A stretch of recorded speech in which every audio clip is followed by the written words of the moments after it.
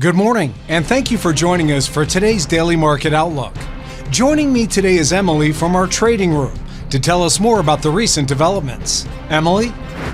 Gold prices extended losses for the fourth straight session, weighed down by a stronger dollar and elevated bond yields on news that October US consumer prices increased as expected. The S&P 500 and the Dow edged higher after inline consumer price inflation data kept the US Federal Reserve on track to deliver another interest rate cut in December.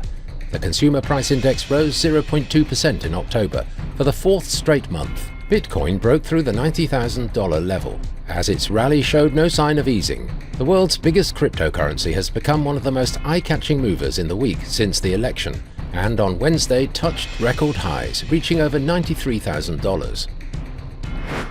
The euro fell 0.4% against the dollar in the last trading session. The MACD is giving a negative signal. The Bitcoin-dollar pair skyrocketed 3.2% in the last session. The stochastic RSI indicates an overbought market. The pound-dollar pair saw a minor dip of 0.1% in the last session. The stochastic indicator is giving a negative signal. The Aussie dropped 0.5% against the dollar in the last session. The RSI is giving a negative signal.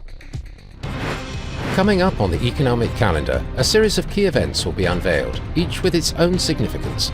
These economic indicators could influence currencies, stocks and other assets, shaping trading trends and offering strategic opportunities for traders. These economic releases provide a roadmap for what's next in the financial landscape.